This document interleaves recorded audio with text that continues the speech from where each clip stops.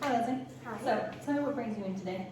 Well, me and my husband, we just moved to Italy, and that's been something really hard on me because we moved away from all of our family members, so it's been really hard on us.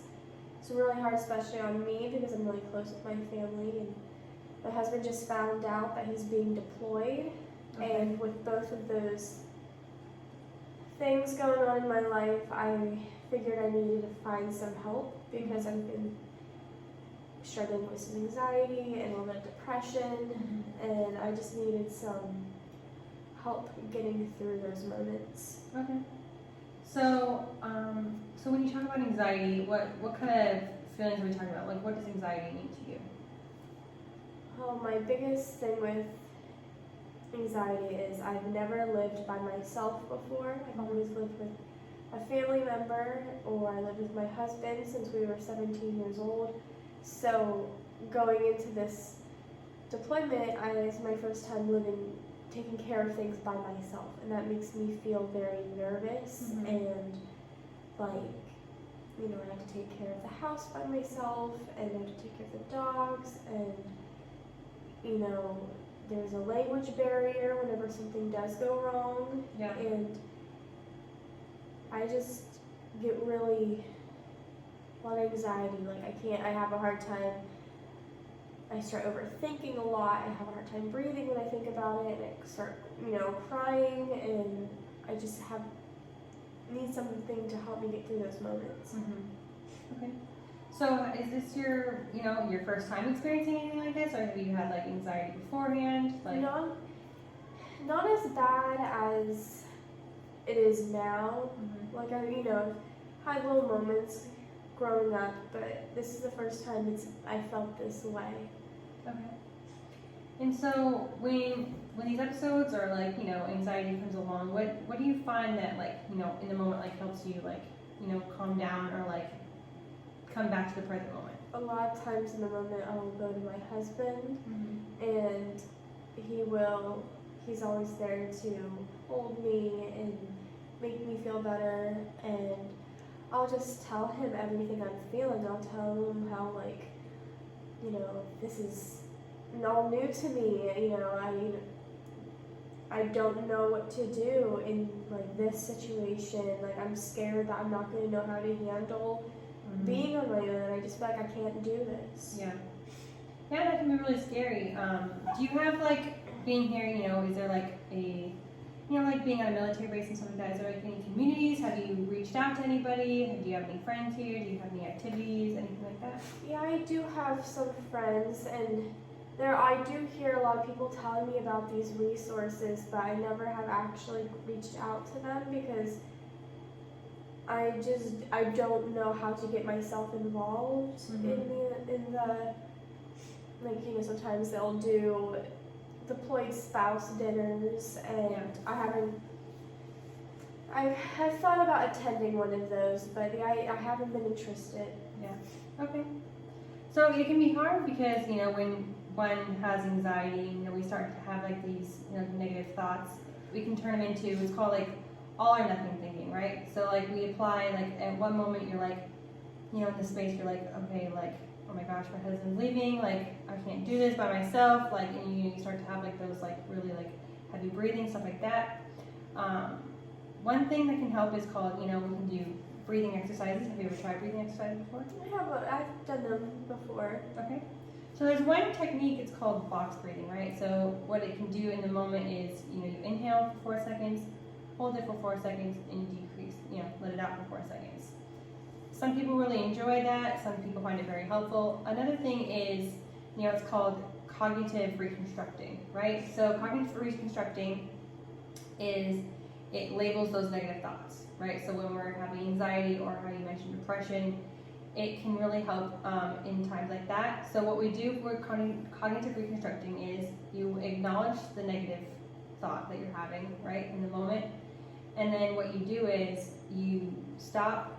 You're okay, I'm having this thought, and then you say why. Why am I having these thoughts? What brought it about? It can be really difficult in the moment, but it's it's going to take time, right? So you acknowledge it. You say, okay, I'm having this thought. This is why I'm having it. And then what you want to do is you can write them down, you know, like journaling. Some people really enjoy journaling. And then what you do is you find a way to turn it into a positive thing, right? Mm-hmm. So that's for cognitive reconstructing. It can be really difficult. But I mentioned journaling. Have you ever tried journaling before? Writing things down, writing your thoughts down. Does it help? Does it not help? What do you think? Yeah, I've tried journaling before, but every time I start journaling, I never know what to write. I don't know. I just don't know what to put in my journal. Okay. So when it comes to journaling, right, that's the beauty of it is like it's not, oh, I don't know what to write. Oh, like I have to write this down. Oh, I'm not getting enough words down. It can be one word, it can be a few words, it can be several words. Creative journaling is like all up to you. It's whatever you want to write down. And so that can really help a lot of people, you know, in the moment when they're having like those negative thoughts and stuff like that. It's helpful for people to write them down on paper. You know, if they don't really have like a lot of people to talk to, they keep journaling. As soon as, you know, they write those thoughts down, then like, okay, I feel 100% better and stuff like that. So, but you did mention you have friends here in the community. Have you ever reached out to them before? Have you ever like spoken to them about like the thoughts you're having and like, you know, try to get their thoughts and perspectives on it? No, I haven't reached out to my friends. I've reached out to my family more than my friends. Okay. And what did they have to say? My family has been very supportive. Me and my mom, we talk very, like, every minute, every day we're texting. Mm-hmm. And she's always responding with, like, little paragraphs of support, saying things like, you know, you can do this, it's going to go quick, you have me to call whenever you need. Mm-hmm.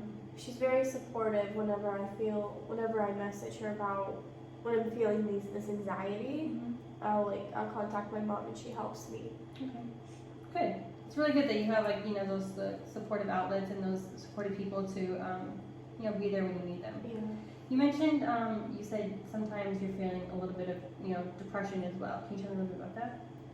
I feel depressed because me and my husband have been together since we were 13 years old, and we have never been through a separation this long before. So I'm a little sad him leaving and being really quiet in the house and coming home to an empty house and eating dinner alone. Mm-hmm. That on top of I'm depressed, being so far away from my family.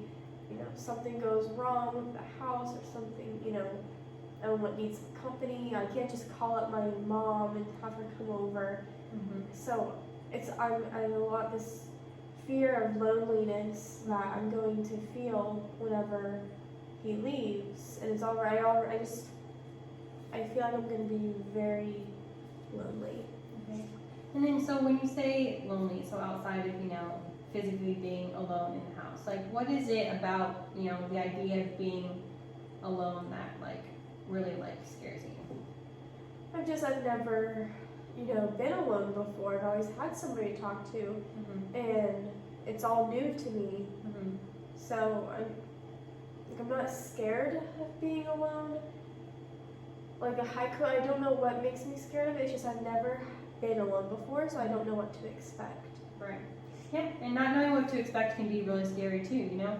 But, you know, going back to what we did before, so like, instead of thinking of, you know, being alone now that your husband is not going to be here for a little while and, you know, you have the house to yourself and all that, you know, you can find that we can maybe turn it into a positive situation instead of like a negative situation. So what are some like positive things that you can think of like, okay, like me being alone in the house can bring on what? So like, what are some positive things that you can think of? Well, it gives me some time to focus on things that I enjoy. You know, a lot of times I feel like when I tend to sit in the house more whenever he's home, so it gives me the opportunity to go outside and, you know, work out or focus on my friends more, focus on traveling, which is something I don't do as much whenever he is home. Yeah. Okay. Yeah. So like I said, you know, in situations like that, you know, it's good to, you know, try to think of like the positives, right? And you know, it's going to take time, and you know, these aren't techniques and you know, behaviors that you know are going to be able to be useful like in the moment, right? So like it's hard to be like, you don't want to give your yourself space to like set yourself up for failure, right? So give yourself time and just like acknowledge that like this is what I need to do. Maybe it's not going to work right away, but as long as you acknowledge this fact, it can be helpful towards the future. Yeah. So, but thank you. I'm glad to meet with you today. Yeah, thank you.